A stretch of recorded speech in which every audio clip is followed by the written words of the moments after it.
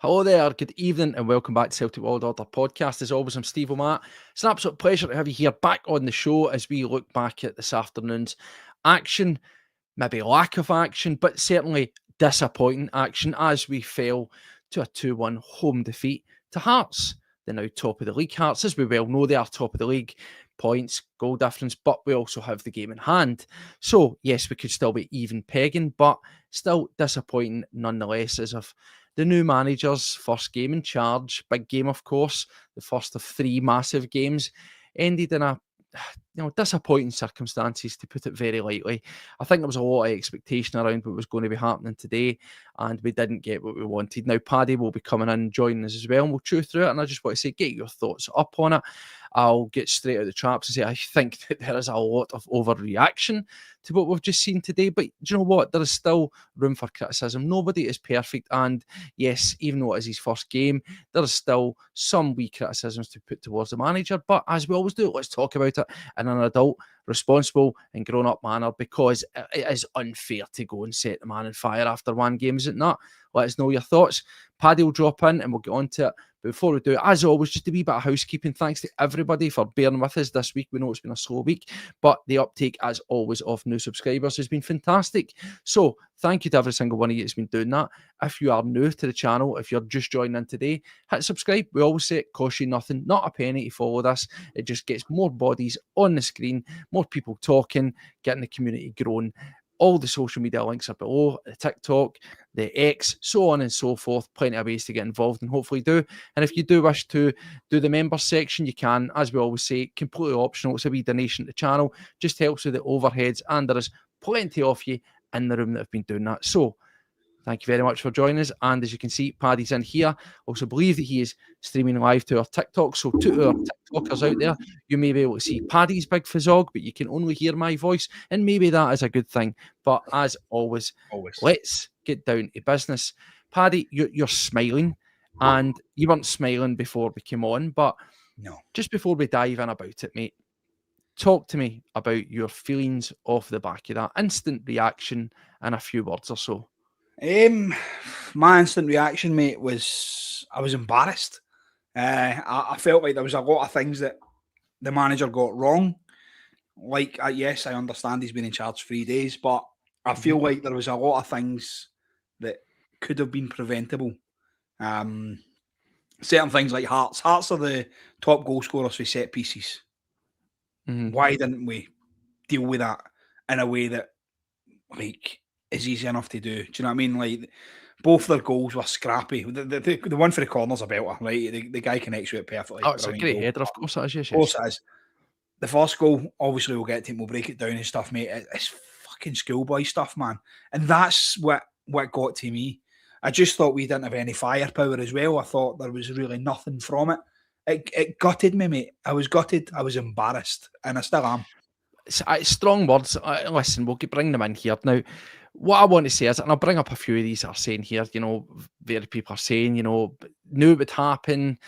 The Martin Warners, the people obviously wanted to keep on Martin O'Neill, are obviously coming away being, that's what we told you. And I think you'll always get that. There's a wee bit of that. Jake's pointing out, always good to see you, mate, join us all the way for Barry. And he does points out these two things. Remember the start that Wim Jansen had. Remember Angie's first domestic game, which was, funnily enough, a 2-1 loss to Hearts. Also, reactionary. I get it. I do get it. And I think that maybe a lot of this is driven by trivial things. Some of it will be the comments of the manager, the way that he approaches things. Folk think it's philosophical, sort of modern age, touchy-feely thing. It's not the way to be, and he's getting sort of hung out to dry a wee bit with that kind of things. And then, of course, there is the tactics board that we'll get on to it, right? But what I will say is by and large, I agree with these that people are saying here. Before we came on, I said, Paddy, and I will reiterate in here, personally, I am embarrassed more so by some of the comments that I'm seeing on the various social media platforms. So reactionary, knee-jerk, and I get that. Football's an emotional game. Of course it is. And particularly when we went through a ropey stage with Rodgers, brought in, a man who could essentially walk in water at Celtic Park, Martin O'Neill idolised, stabilised the ship, got us winning. That was the important thing. And there was obviously a clamour and a romanticism to want to keep him around, right? We've spoke about where we thought that's good or bad. But the point is, the guy has had 3 days and came in, and as we say, he's not without criticism, and we'll talk about some of that.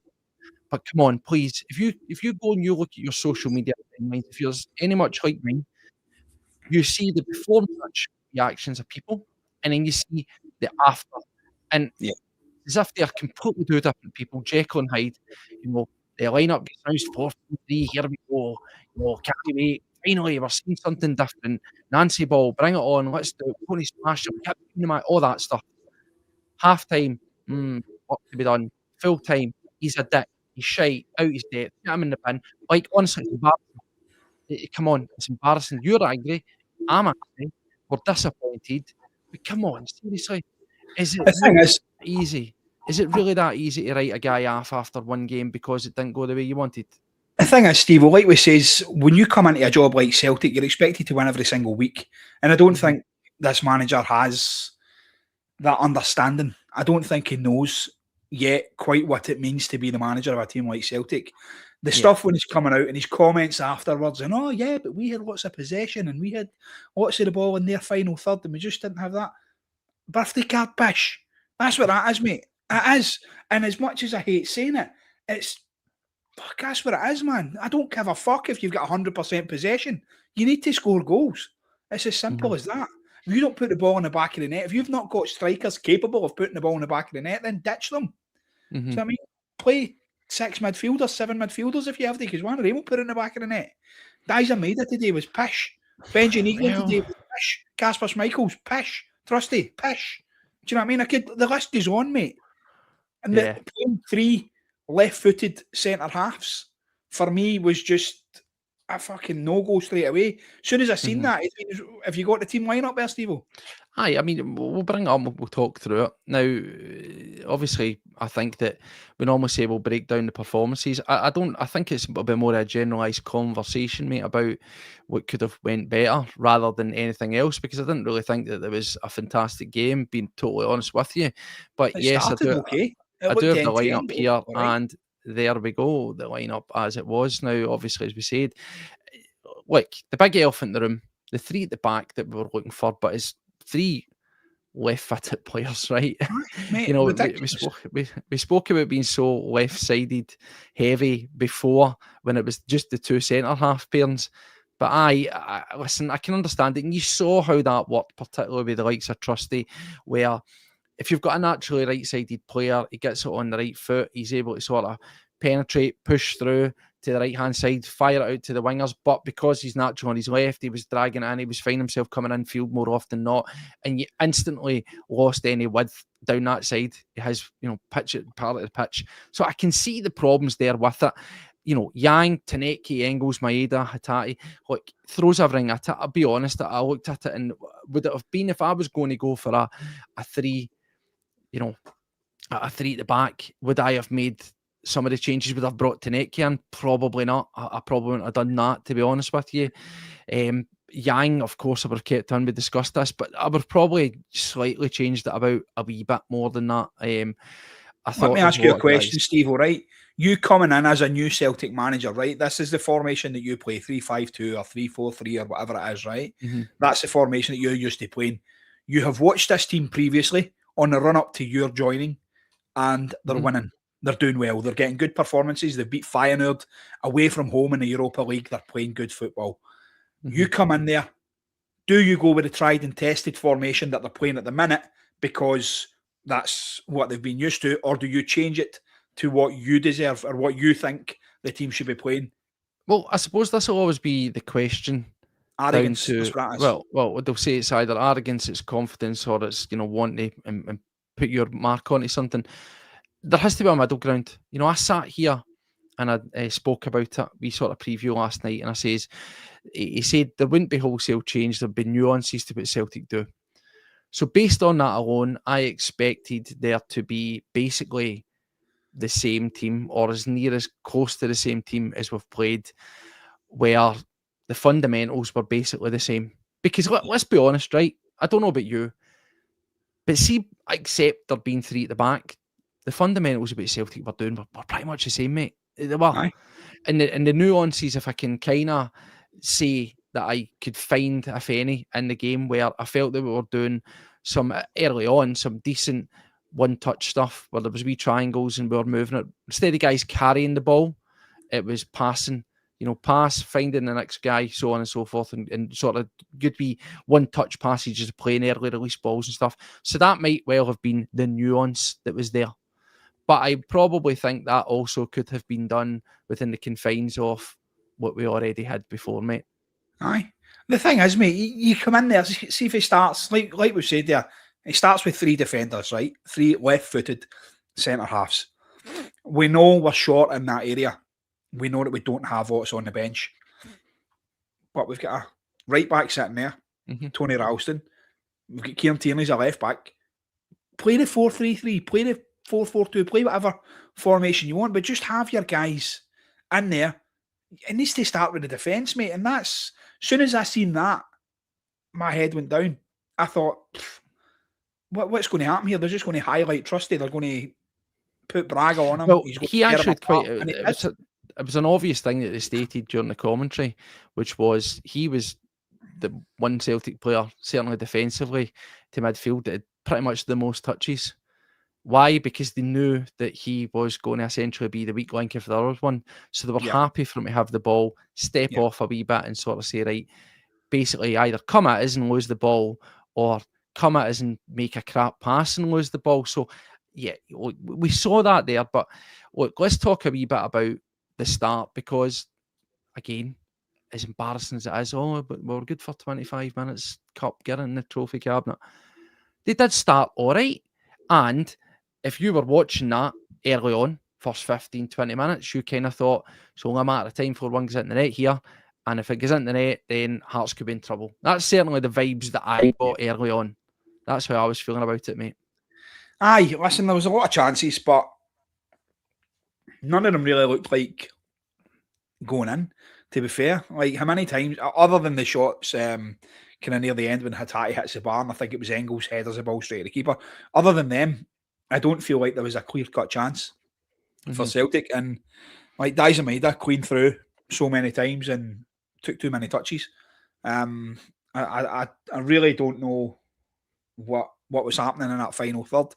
Some of it was okay. There was slight passion there. There was a wee bit of desire to try and win the ball.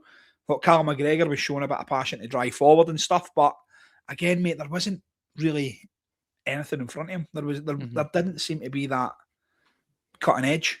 And that's what we're lacking. And we really, really need to get that sorted.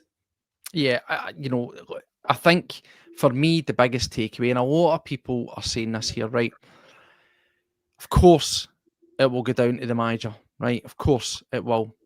But as I said to you before we came on, as a lot of people are saying in here as well, right? It's Terry's saying, players doing the basics wrong aren't on the manager, right? Simple. Yep. Michael's saying he blames the players. I agree. I would definitely say that. And again, I'm not going to sit here. You know what I'm like. I'm not going to be one of these people that's going to blindly just defend somebody to the hilt, right? Yes, I've been quite quick to sort of pass comment on things, i.e. I thought Balakwisha was rotten his first game against Rangers, and a lot of folk didn't like me saying that. Equally, looking at it, do I think it was so rotten that it was, oh my God, this is terrible? No, I didn't think it was. I'm not saying it was good. It was bad. Would I go as far to say it was embarrassing, shambolic? No, I wouldn't. And it's simply just because of the amount of chances, or decent chances, that we had. We had more than enough chances in that game to win the game. But the problem for me is it's players.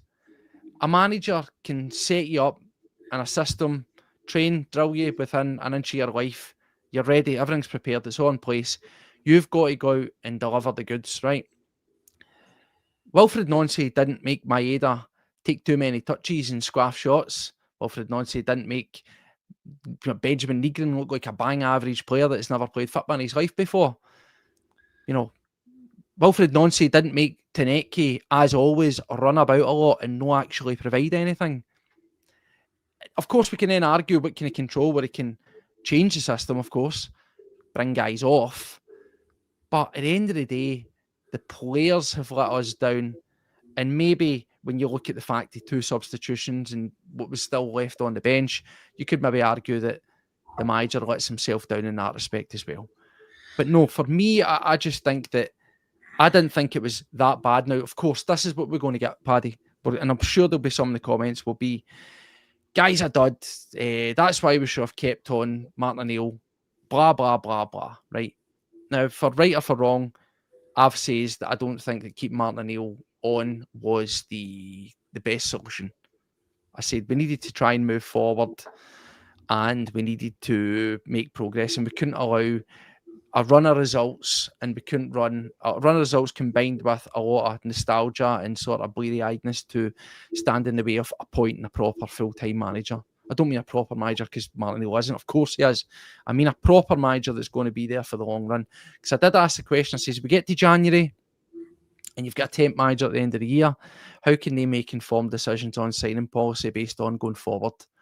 Because they're not going to be there, and it's going to be somebody else that's coming in, and we're going to hit qualifiers and everything else, and we're going to need to, there might be guys away to the World Cup and so on. We need to get, our finger out, and we need somebody in that can look at it to hit the ground running with them. That's why we needed a new manager in. I thought if we kept Martin O'Neill in, we'd get loans, and that only buys your time. But the point I'm trying to make here is there's no guarantee, regardless of how well Martin O'Neill did, and I've been on here singing his praises the whole time. There's no guarantee that doesn't happen to us today under Martin O'Neill. And I will point you towards the performance against Dundee, and I will point you towards the performance against St Mirren as proof that those type of flat performances, I know we won the games, but I mean in general, those flat performances were still there, mate. They were still there, and they may still have been there if that was Martin O'Neill there, mate. I understand that, but Martin O'Neill had a way of getting things across the line. He had that way of getting players to believe in themselves and players to give that wee bit extra. And I think we've seen that previously when he was in charge, mate. And I understand what you're saying that Martin O'Neill might have got the same result today, but I don't think he would have, mate, because he wouldn't have played that formation. He wouldn't have played that style of football. It would have been a different game entirely.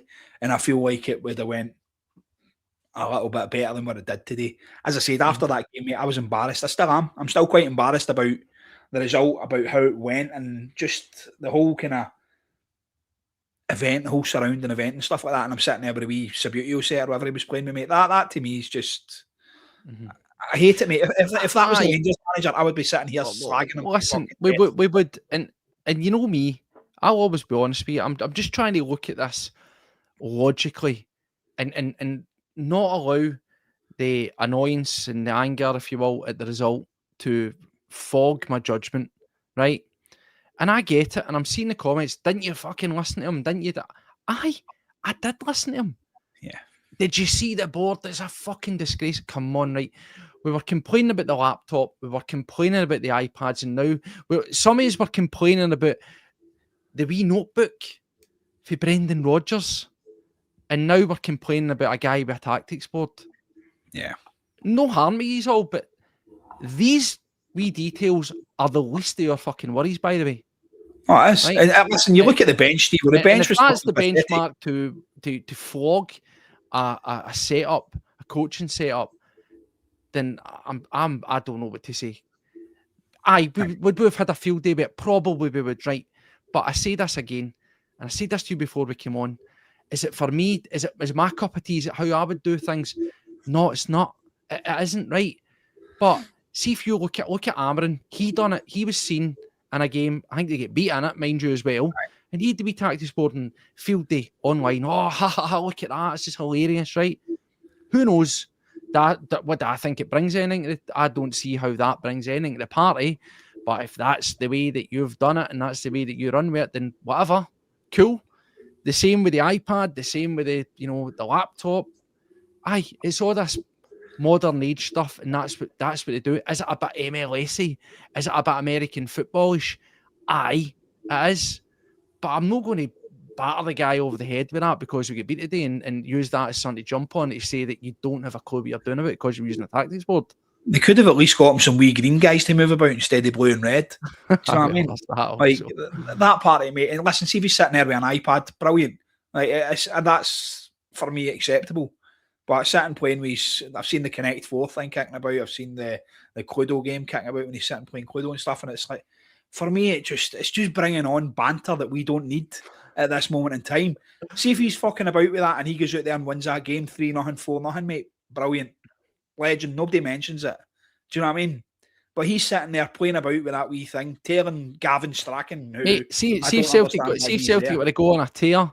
I can tell you right now, see if Celtic were to go on a tear. Hopefully we do go on a tear and rip this league apart and go and everybody. It'll be the new Angie's jumper. You'll all want one for a laugh to go, look me, my tactics board. I might get one there just for a laugh, move the bits about on it. Do you know what I mean? But all I'm saying is I'm not going to be that guy. But what I'm saying is, and I knew it was going to happen. Sky Sports, for example, you only need to go to social media and they use that clip and it's all using the tactics board, searching for an answer, and then a goal goes in, right? That's media, that's it. And that's what fans are doing. That's what our fans are doing. That's what opposition fans are doing. They're using something as just a reason to mock somebody because of a result. And that will be the focus. It's like, remember your man for England at the Brawley in the rain? And it was like the daft to be a brawler or whatever it was, right? Do you know what I'm talking about? Right, McLaren? So it's anything that they can use to basically ramp up an agenda that they've got. That, believe me, there will be thousands of Celtic fans that want this guy to fail. And they're just looking for anything to jump on. And it happens to be the tactics board and it happens to be the way that he talks after one game. Listen, I want him to fucking succeed. Obviously, of course I do. Anybody that's in charge of Celtic, I'm going to back them to the hilt. But after that today, mate, that was a massive game for us. It's a top of the league clash. And he's came in and just changed everything. That to me, mate, it just showed so much arrogance or so much belief in himself. You can call it whatever you want, but to me, it just shows a guy that's so up his own arse. And I don't think we need that at this minute in time. We need somebody who's going to come in and be good at their job and be able to handle the pressure that being in charge of a club like Celtic is going to bring. Because listen, if he thinks he's under fire after the day, if he loses again, his next match is fucking Roma. Do you know what I mean? And right. He's going to be under fire again. I know we're going off. I know that we're going off on a tangent. We're not talking about the sort of Martin Hand here, right? Okay, let's talk about Roma just now then, because I'll tell you right now, I expect nothing out of Roma. In fact, I probably expect a hammering off Roma, right? I expect something that will happen to Rangers, 2 or 3-0, right? That's and by the way, that was even if Martin O'Neill was here. I still expected Roma to do us, right? And for clarity, everybody, that's nothing to do with being Wilfried Nancys. I expected us to get beat off Roma, where it was going to be a nil or otherwise, right? Because I just think that this team are too fragile. And by the way, they're a far better team than Feyenoord. They're a far better team than Feyenoord, and they are a far better team than Midtjylland. So I'm just laying my cards out. That's what I think was going to happen. So based on that, you know what? Rock and hard place. He's absolute 3 massive games, 3 cup finals. One actually is a cup final. I think today we had to get something out of it. So, you know, as I've said, I'm not going to sit here and defend them. I think there was things that we've done wrong, and it was a real misstep. It really could have lit a fire under this regime and put a spring into a step. But now what it does is it puts a panic into players, and it puts a panic into, as we are seeing right now, into your fan base. So what does a defeat against Roma do, Paddy? It doesn't really help the fucking Martin Hand, does it? The winning mentality in the side, we're going forward, we're coming up.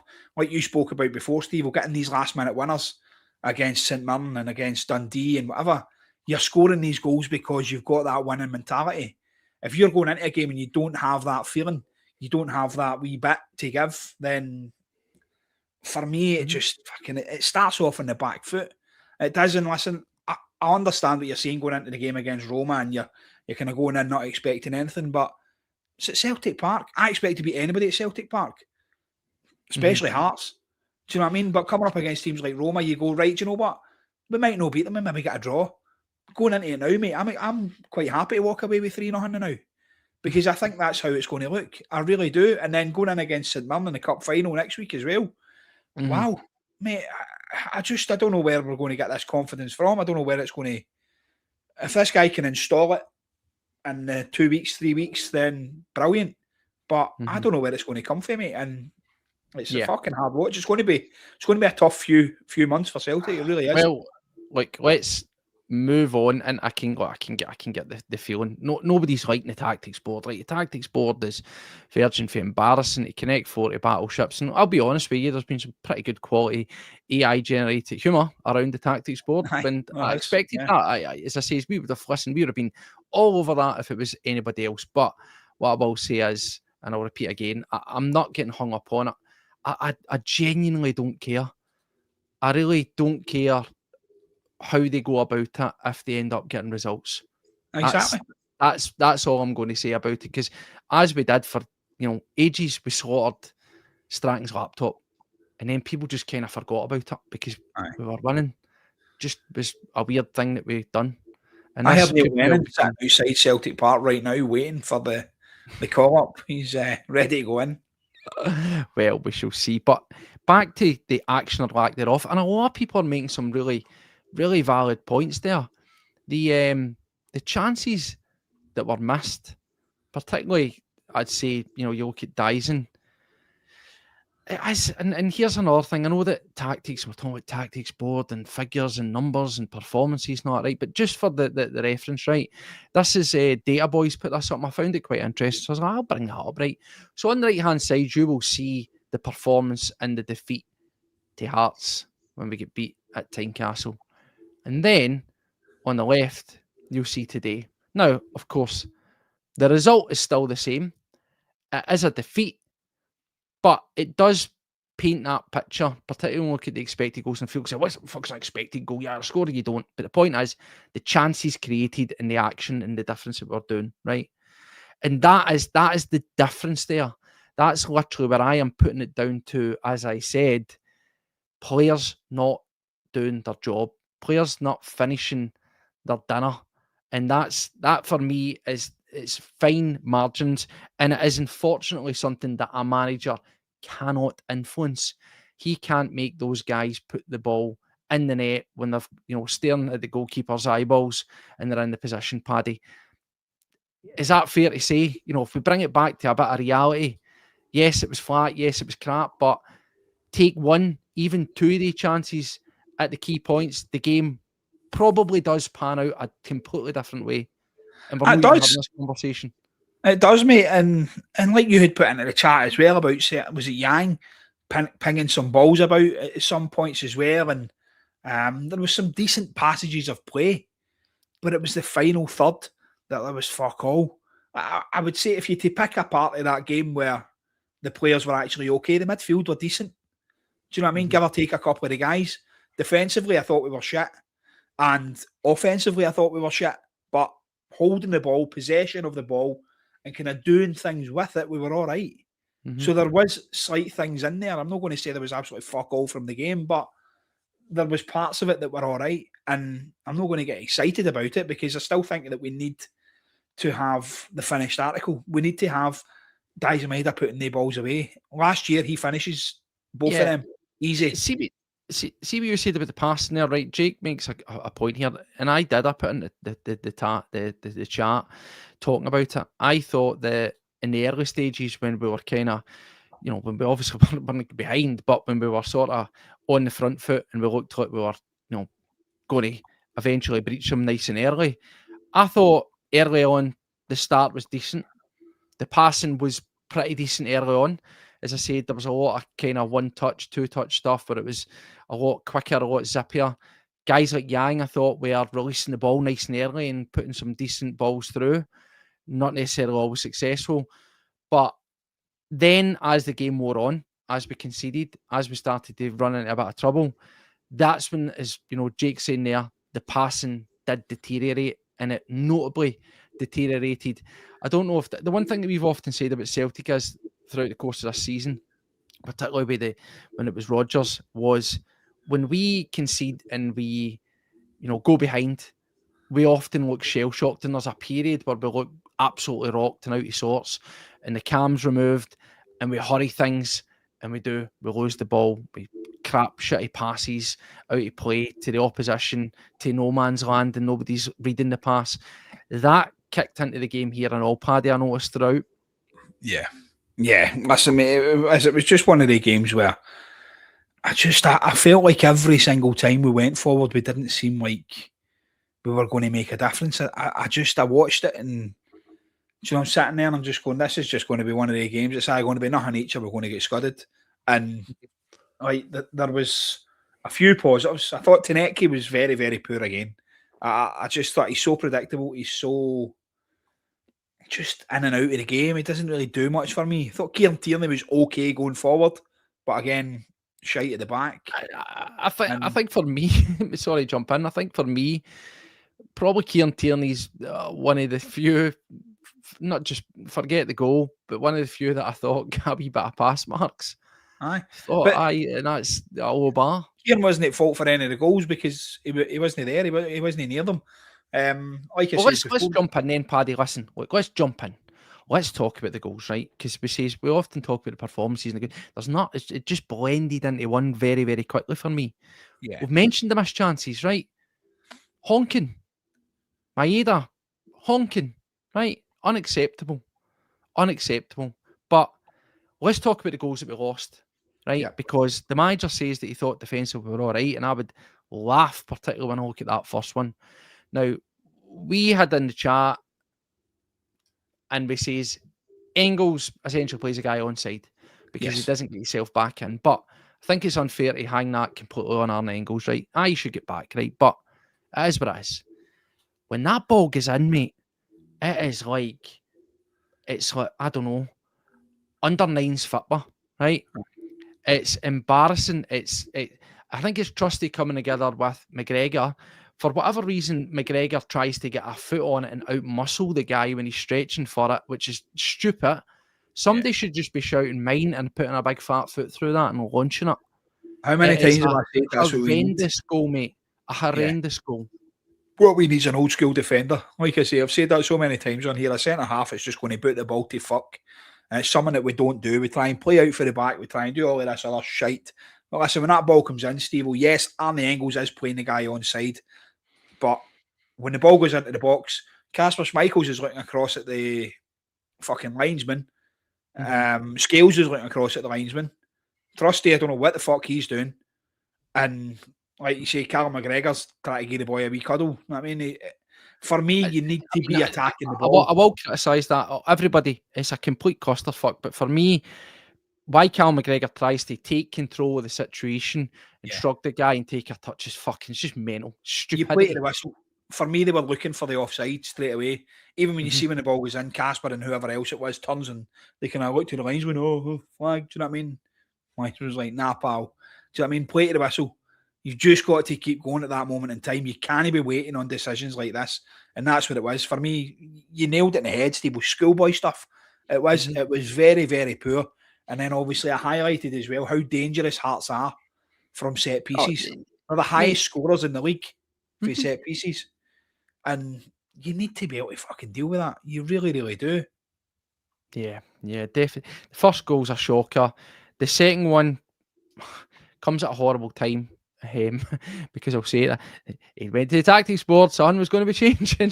Try and make light, why not? But again, set piece, it's a crank header. You've got to say that as much. But I had noticed that as soon as Hearts had got the goal and they went 1-0 up, and they always do it. And again, this is not them problem, this is us problem to break it down. They were happy to sit in at any one given time, 5, 6 in the box, right? See, as soon as that second one went in, I was like, flat back 10, here we go, game's over. There is no chance. And funny as it would be, that is exactly, Paddy, how it panned out. The game literally just frittered away into the night, and it was nothing. Let's be honest, Steve, if you're looking at that game and you're Derek McInnes, right, your team go 2-0 up, he brings on 2 defenders, fair play. I would do the exact fucking same because at the end of the day, it's game management. The guy done the exact same thing. He got his tactics right today. Wilfried Nancys didn't, and that's the be all and end all. Hearts were the better side. Hearts deserved to win that game today, and as painful as that is to fucking say, There's a lot of Hearts fans on TikTok as well giving us a lot of shit here.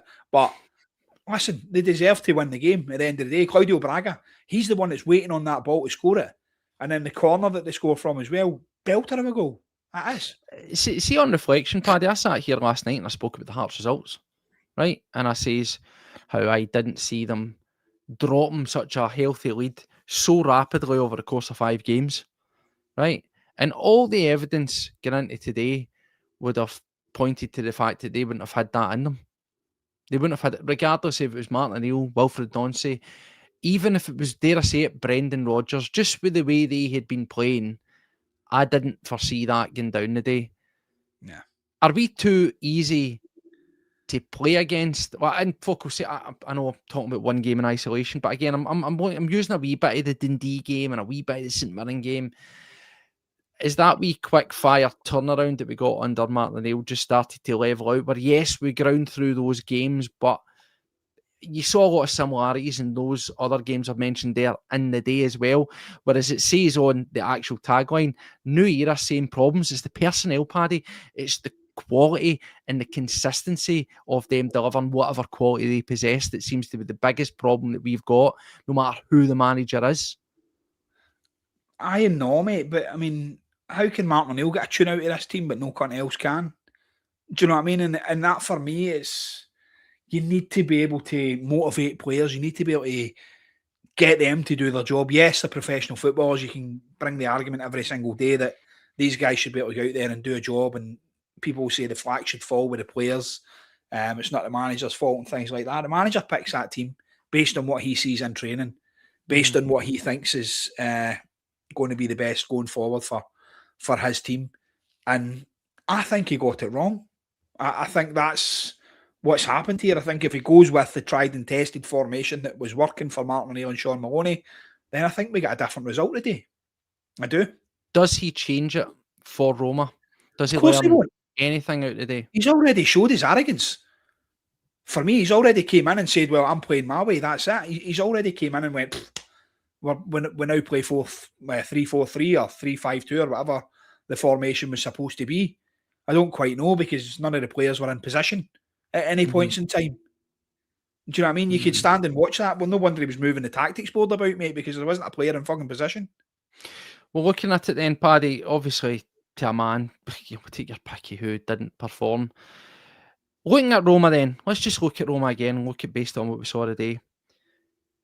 If he does go with that same formation, what changes do you make? You know, we've spoke about guys that have really flattered to deceive and at times have been up and down. I felt the midfield 3, McGregor included, of course, I felt they had a complete non-event a game today. They were back to their boring best as they had been under points under Brendan Rodgers. Arne Engels, who had been coming on to a game, disappears into the night again. Tanecki gets a surprise inclusion after a period out on the bench that I thought was completely deserved. And again, deserves absolutely nothing and doesn't deserve a place as far as I'm concerned. Easy to jump on players, and I know that I've mentioned Tanecki a lot, but when we're looking at a system like this that is meant to be based on attacking numbers, swamping the midfield, getting forward and creating chances, I get absolutely nothing out of Tanecki. Flashes out of Yang and absolutely nothing out of Nygren. Yeah. For me, they are the two attacking ones, right? 2 out of the 3, because I include Yang in that as well, but the 3 attacking ones that are meant to be going, and mate, they might as well have not played. Horrendous. And I'm starting to wonder again with the Tanecki thing. I've said that, I've brought it up, and 17, 18, 19 games, 2 goals, no assists, nothing to show for. Loads of running at folk, nothing. Absolutely nothing. We said on here before, Steve, the Louis Palmer thing. Haksabanovic or Palmer. Aye. Haksabanovic, Palmer, Mikey Johnson. They take shots. And occasionally they win. He gets down towards the left-hand side, and as soon as he gets the ball, you know he's cutting inside. You know he's going to try and cut inside and either pass it to somebody outside the box or try and have a shot. But for me, mate, he really, really lacked. And I was quite excited by Sebastian Tanecki at the start of the season when he first came in, and it was something new. People didn't know what to expect. Now people know what he's going to do. Do you know what I mean? One trick pony. And as somebody said that in the chat there as well, I've just seen that. Brilliant. That's exactly what he is, mate. One trick pony. Does the same thing over and over again. And it's just frustrating. Yang was the best winger that we had on the park today. And that's a sad indictment. Do you think when... Sorry, I'm thinking some of the problems is the finishing. And see when you see the finishing or the lack thereof, particularly for Maeda, obviously we get Johnny Kenny on, right? But we bring him on for Negrin, which is a head scratcher. Tonight he comes off, we bring on McCowan. It's the most logical solution. Why do we not introduce Ian Acho into the mix as an actual striker? It's got to be fitness. It's got to be a fitness thing why Ian Acho wasn't played in there. But then again, if he isn't fit, why have him on the bench? It's the whole discussion there as well. I don't know why he doesn't start, mate. I don't know why he didn't change it come half time. To bring on guys like Johnny Kenny and go for like a kind of 3-5-2 formation if that was the change there. I just felt like Dyson up front on his own wasn't causing any problems. He wasn't doing anything. Yang, like I said, was probably our most promising player going forward. Looked like he wanted to get on the ball, looked like he wanted to take on players. And it's something that we've been missing on that side. We need to get these players back in there, mate. We need to strengthen. We need to bring in so many players. I think we need to bring in about 10 players into that fucking team if we're going to progress forward here for January. There's Paddy, a massive gap. January is absolutely gigantic, and I think that's an absolute great segue into someone that's apparently instrumental in that department. We actually got to see the hologram, the Tisdale. myth that is Tisdale. And not only do we get to see him, he appeared to be sleeping. Yeah. What does that tell you about Nancys fucking Nancys play? This is a guy that he's brought in. This is Tisdale's choice to be the manager of Celtic, a guy that he's worked with before, a guy that's going to come in here and revolutionise the way Celtic play football. Viva la French Revolution here. This is what we're going for. Everything's going to change. And it pans on to the crowd. And there he is, Tisdale sitting with his wee bonnet on, fucking dribbling down his shirt. I know, again, that could have just been a slight... wrong picture at the wrong time type of thing. But again, his eyes were shut for a good 4 seconds. You're just thinking to yourself, what is going on here? I mean, it's not a good look all round. And then, of course, as I said, the 2 substitutions, to me, they make absolutely no difference whatsoever. And then you get the goal finished at the end. Kieran Tierney, it is what it is. Good take by him. Far too late. You've got a minute left in the game. And it's just one of the ones. It's disappointing. We were never going to get back into that game. We find ourselves now, Paddy, 3 points behind. They've got 5 goals on us, goal difference, albeit that we do have that game in hand. But the important thing here is remember, they'll play at the weekend, we'll play the cup final, so it could be 6. Ramps a wee bit more pressure onto us and obviously makes things a bit tougher than they already are. We'll get midweek as well. Let's get straight in then to the bit at the end, right? Let's get right into the bit at the end. Everybody is raging about, and that is the manager's post-match comments. Now, there was a lot of eyebrows raised.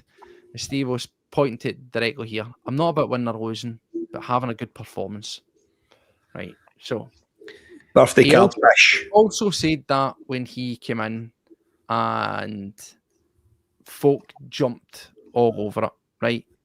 He jumped all over it.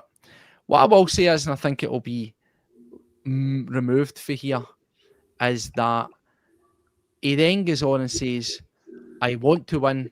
Of course I want to win. We want to win. Right?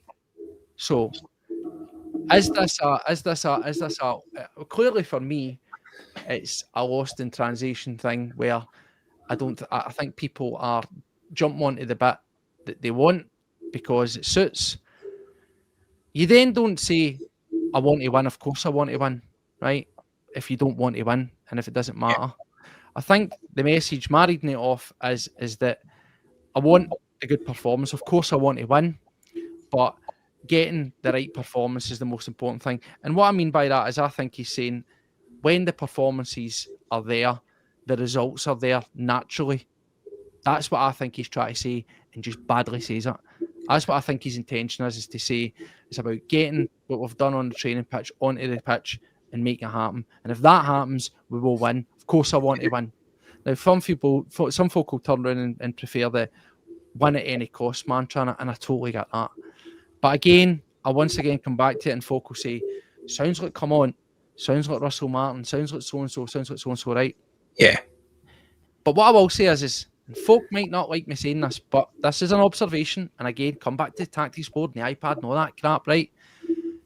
See a lot of these newer, younger, up-and-coming, whatever you want to call them, managers. Again, I'll point to the likes of Amarin as well, right? I'll point to everybody's darling, Knutson, Nicky Hine at Bruges.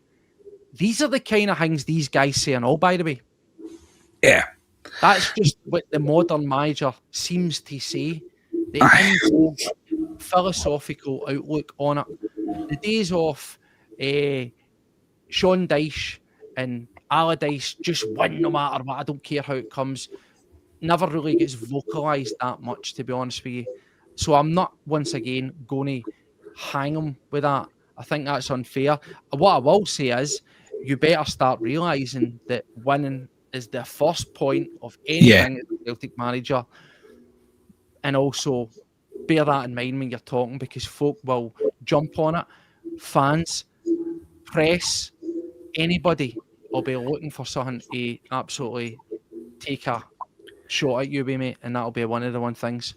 Yeah, listen, that's the part for me, mate. See this stuff coming out and going, oh, but we had the best possession. We had it was a great performance today. We were unlucky with a result and stuff like that. Nah, that's not for me. I'm not wanting to hear that shit. I'm wanting him to come out there and understand that he can't lose a fucking game, that he can't be out there to. For me, he doesn't understand what it means to be the manager of a club the size of Celtic, and that's what the problem is. I think he's just been brought in. He's been in there 3 days. He's been talking to guys like Michael Nicholson and Peter Lawwell, blowing smoke up his arse and whatever else. And he needs to understand very, very quickly that being the manager of a team like Celtic or Rangers or teams like that, you cannot afford to lose games. And he's lost his first one, mate. And like you said, his second one's against Roma. And then he's got a cup final. Right? Today, for me, was a cup final. Today was massive for me. And I left that game the day, mate, just going, wow, that was disgusting. I don't want to see him in charge of that team. I really, really don't. And then he comes out and his comments are like that, and it's shit, mate. It's horrible. And I just want him to come out and go, yeah, listen, we tried. I know we need to win every single game, but going forward from here, there was a lot of positives. I'm going to take them, and I'm going to drive, and next week you'll see a different performance. Do you know what I mean? And for that, you go, right, fair enough, mate. And whether it's, like you said, Steve, it could be lost in translation. Yes, he's French. He's been out in America and he's not worked under this pressure. I just feel like he has to get that wee bit in there. He has to understand what it means to be the manager of a club the size of Celtic. And that's where it ends for me. And if you can't handle that heat, then... What I will say is, again, I'm very much simply based on 3 days and... 3 days and one game.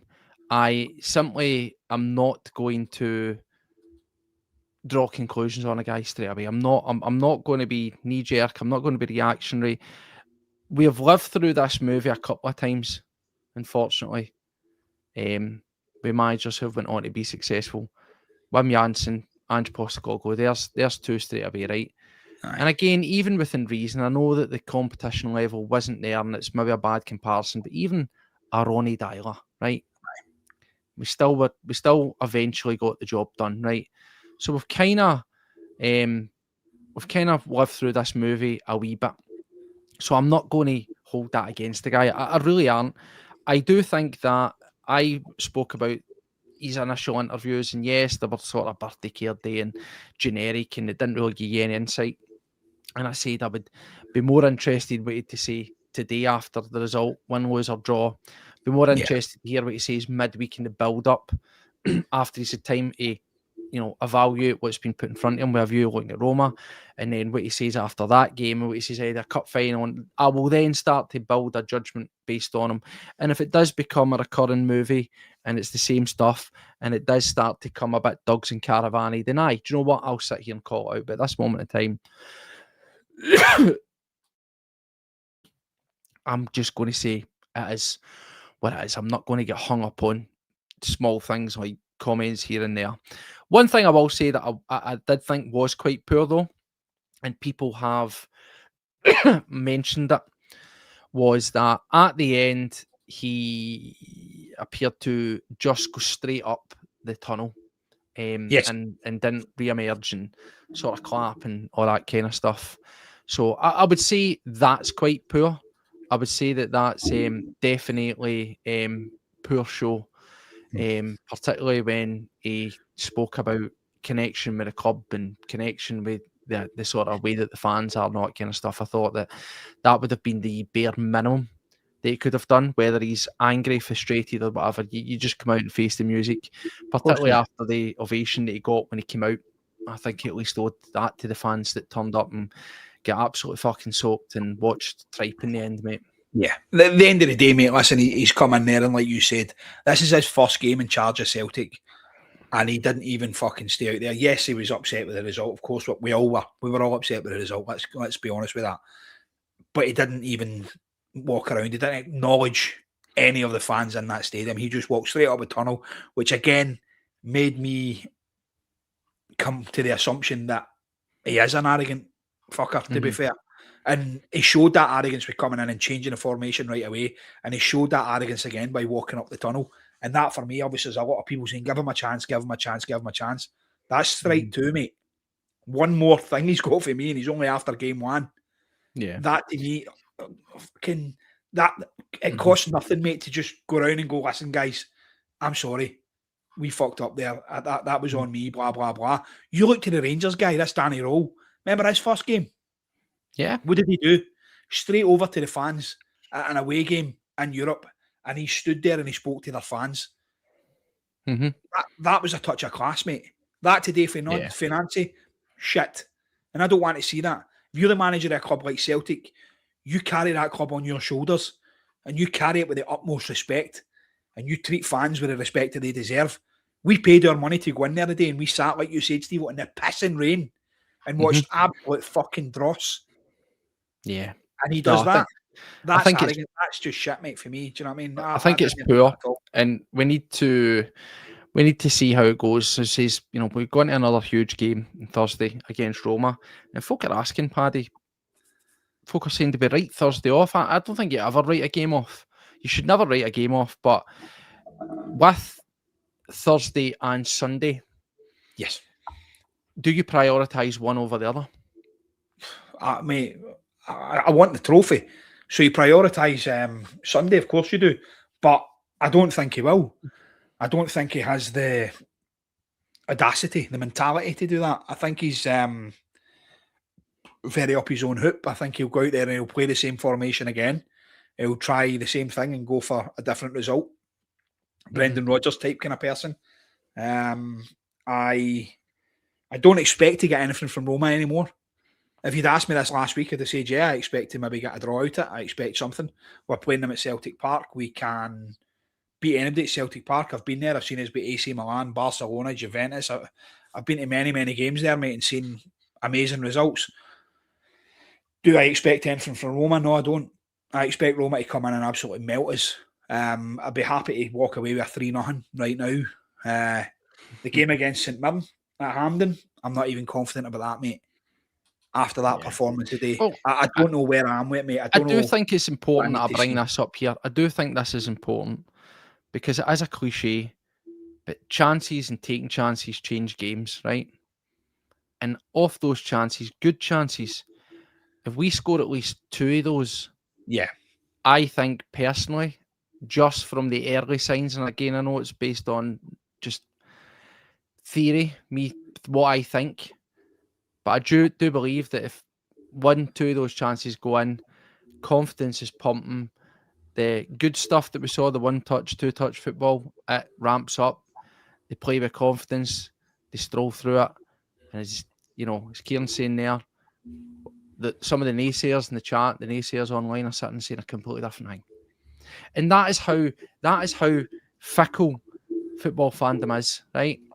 And I can tell you right now, it's like, again, folk don't like me doing, but it's a good comparison because it is always true. Look at Rangers. Crap. They go and have a decent performance, couple of goals go in, and it's, I tell you, roll ball, amazing, right? I guarantee you, right? See, the first time we go and do a team 3-0, 4-0, and it all falls into place, fucking Nancy ball, yes, here we go, I guarantee you. Because that's what folk do. And that's what we want to do, Steve. We want to do that, but we need him to believe in himself. But no, I don't think that's the issue, sorry. I think he really does believe in himself. But we need him to understand that at this club, it's not just about him. It really, really isn't. And I think he comes across as the type of person that's going to make it all about him. Mm-hmm. And it's not. Do you know what I mean? So he needs to realise that we need results and we need them quickly. And we will accept nothing less than perfection because that's what we strive for. There's many times we've been on here, Steve, after a 4-1 victory, a 3-1 victory or something, and we're on slating players. Oh, he was shite for that goal and that shouldn't have happened and blah, blah. Because we strive for that perfection every single time. And it's part of being a Celtic fan. Yes, we might be entitled. Yes, we might be everything else, but we fucking need it, mate. And we need some change right now. We need it quickly. I think I'm looking at this here, right? And, Green Smoke's saying that his future will be decided in the next handful of games. I respectfully disagree with that. And it's simply because I simply don't think that that's not the way Celtic do business. Bear in mind, and again, I know I'm not making direct comparisons, I'm just talking about results. I know it's a different situation because we're midway through a season. But if you look at the results that happened with Postecoglou, his early results and how garbage they were, right? Particularly domestic. Now, I know that they're two different things, and Nancys got 4 years' experience. He's came from the MLS and it's a joke league and all that stuff, right? He's talking all this philosophical pish. I get it, right?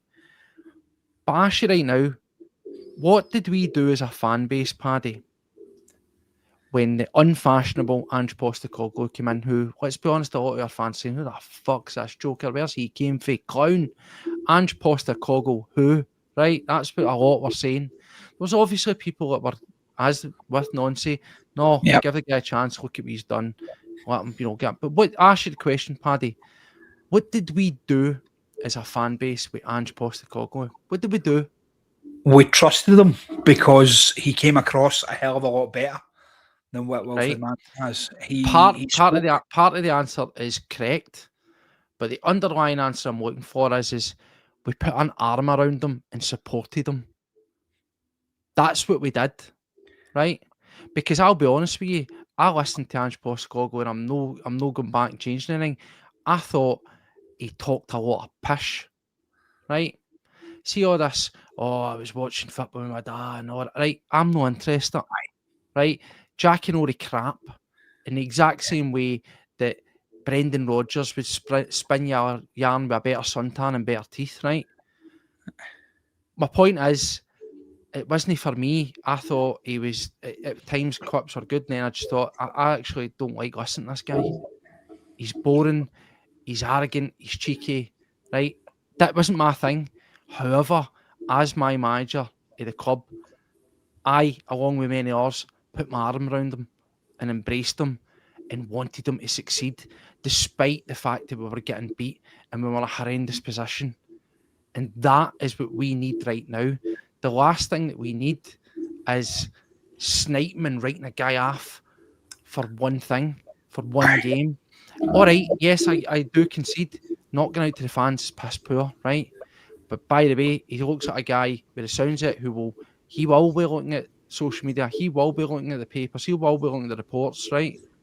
And see when he'll pick up on those things, I think he'll pick up on those things and he'll look to make amends for those things. I hope I'm right. If it continues on, then do you know what? Maybe I'm wrong. But I think we need to kind of try and put an arm around this guy. He's going to be our manager. In 3 games, 4 games, poor results aren't going to get him sacked. That's just the reality. Yeah.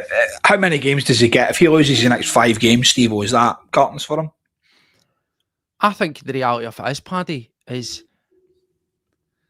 end of January into February. That's where any manager gets to go. Now, let's have a wee look here right now.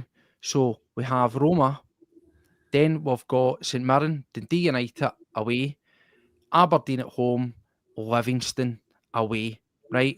And then Motherwell, last game of the season, or the year, Last sorry, game, away. yeah. Right? Tough game. Obviously, Derby in the third. But then you've got your windies open, right? January looks Rangers, Dundee United, Falkirk, Auchinleck, Bologna, and then Hearts again. And Yeah. then finally Utrecht, right? He gets the transfer window, and then he gets a few games after that. That's the reality. It's all this season was always going to be about, or between now and January, it was always going to be damage limitation. Thankfully, Martin pulled us back into it, and today's result doesn't put us out of it. It's disappointing, but we still sat there with which will be 2 games in hand, that if we win, we're level pegging with Hearts, albeit we might be behind on goal difference. This is far from a disaster. That's all I want to say about it. I get it, mate. I get what you're saying. But for me, the results need to come quickly because Of course they do. We can't had this afford run. to lose these games. But my point is it was always damage limitation. I'm not. Don't get me wrong. See if you went and didn't win between now and January, do you know what? You should be search your jaws, because you can't suddenly crawl your way back into it and then implode and just let it all come undone. We can't afford that to happen. Yeah. But do I believe that's going to happen? No, I don't. I actually don't believe that's going to happen. I hope he comes good, mate. I hope everything that we've heard about him and that's been said, I hope he lives up to his own hype. That's all I'm going to say as well. And he needs to understand that, like I said before, it isn't all about him. That the squad need that wee push. Martin O'Neill put his arms around every single person in that squad and gave them the confidence to go out and get results. I think Wilfried's came in there and he's made a lot of changes, and he's basically, for me, shown his hand a wee bit too quick. And I think we just need to we will get behind him. He's a Celtic manager, and that's what we'll do. We will get behind him for so long. And if the results start coming, brilliant, then he'll be embraced as one of our own. But he needs to embrace us as much as we need to embrace him. And that today, mate, was shit. So we really need to step up and go forward for here. We really do. No, absolutely. Listen, absolutely. I'm not by any way, shape, or form condoning what we saw today and claiming it's acceptable. I am not. Just for the complete avoidance of doubt, I'm not. I'm as disappointed and frustrated as anybody. But I look at the wider picture and I say, right, okay, it was a fantastic opportunity to basically go ahead of Hearts with a game in hand and really, see what they're made of. Fortune's shone on them. We've allowed them to stay in the same position. So the pressure is reduced again for them. But as I say, it was always damage limitation. I maintain my stance that Martin O'Neill done fantastic, but Celtic always had to make a permanent decision on a manager. And that manager had to come in to get the January transfer window, because it was important to assess what was there, which is very little, see what they can bring in January, and look towards the summer. Try and work those guys in, and then really forward plan. I wouldn't want to have a stopgap into January with temporary signs and stuff like that with a view of the summer. That's just where I'm at with it. And it was always going to be a gamble. And 100% is Wilfried Nancys a gamble? Yes, he is. 100%. Yes, he is. 100%. And I know it's a lot of hope, and I blame the board and I've very little faith in them. But I will also say that this appointment was so huge and so important that getting it wrong will have massive implications. So I would hope that a lot of the delay has maybe been down to a bit of due diligence. And who knows, because I know that he landed on a thing with, but it was, it was made clear that Ange Postecoglou was somebody who'd been tracked. Obviously, if he had the Citigroup thing, but somebody had been tracked one way or another. And it was an emergency break glass situation. Perhaps Wilfried Nancys was more looking towards the summer, realistically, type of appointment. But I don't think that you just pluck a guy like that out of thin air. That doesn't just happen by chance. Despite what some folk want to say, I don't think you suddenly go to the MLS and say, I want that manager. It just doesn't happen. No, I think this guy, I think he was highlighted with Tisdale, wasn't he? Tisdale had worked under him. But we're assuming that because of a connection here. But we are just assuming that. But until he's asked a direct question of how did you come about getting to the club? What was the link? As we've asked Rodgers, yep, Dermot phoned me. As we've asked Ange, yep, Dermot phoned me. See, until we actually are told and that question's answered, it's just assumptions right now, Paddy.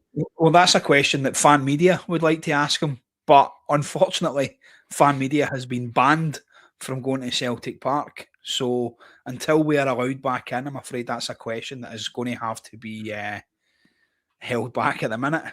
So, like we said, Steve, listen, we want the best for Celtic. And if this guy is going to be the best for Celtic, then brilliant.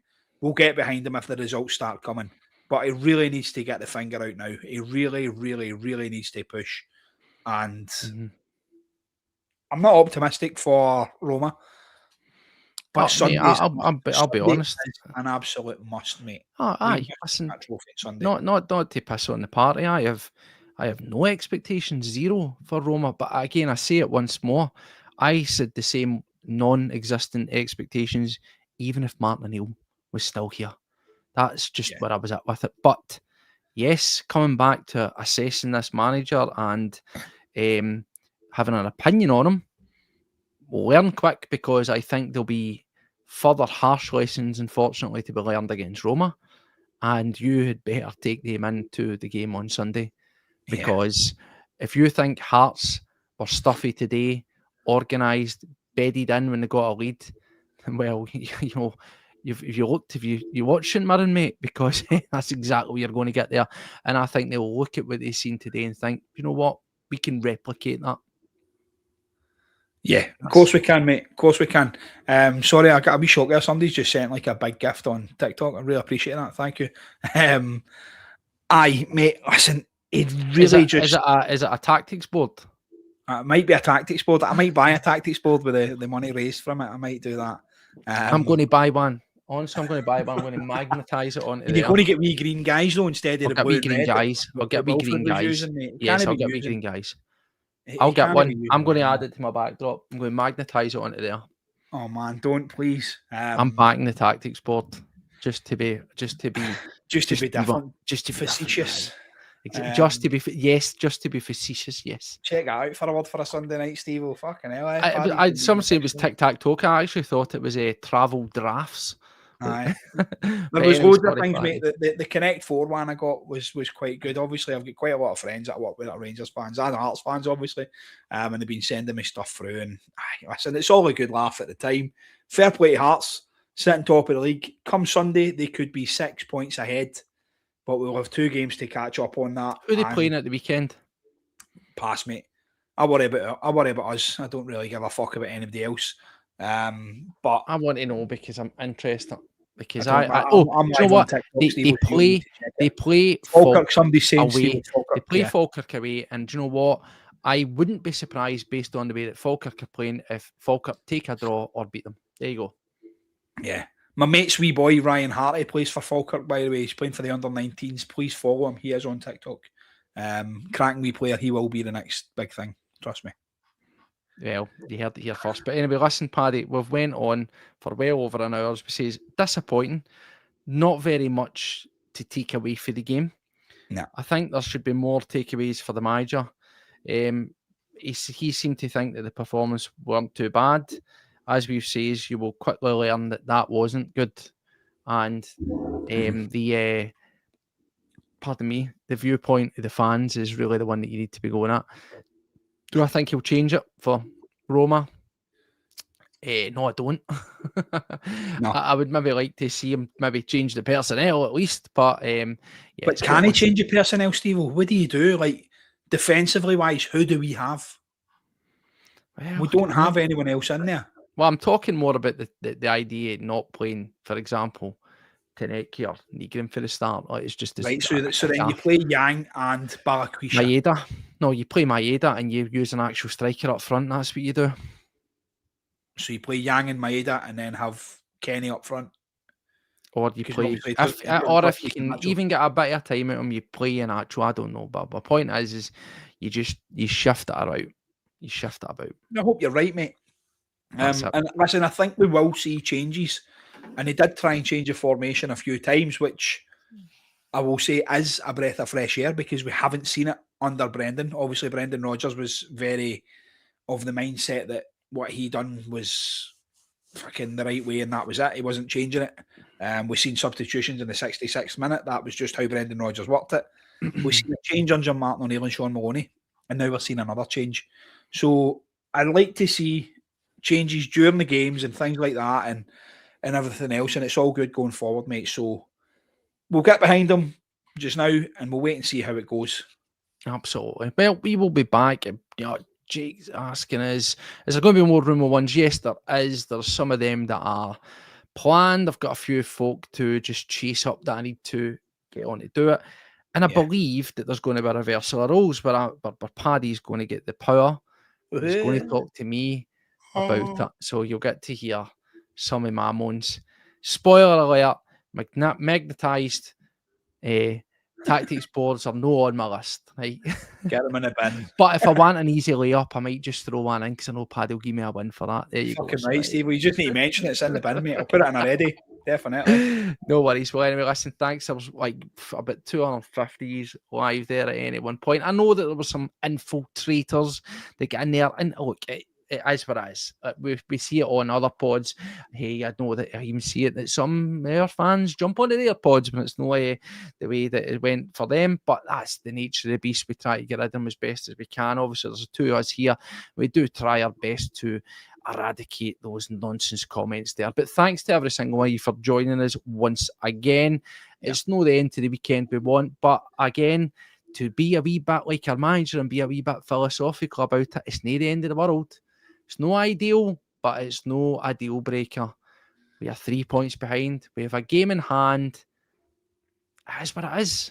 And a cup final to look forward to. And a cup final. And I repeat once again, new era, same problems.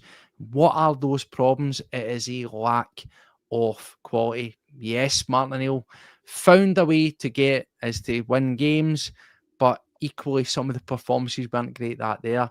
Today, plenty of chances. Score goals, win games. It's as simple as that. Yeah. Tighten those wee things up, take care of that, and hopefully the results will take care of themselves as well. So thanks for joining us. We really appreciate it. If you haven't hit the subscribe in your way out, remember, cost nothing. And we will be back. We'll definitely be back for a view of looking ahead to the Roma game.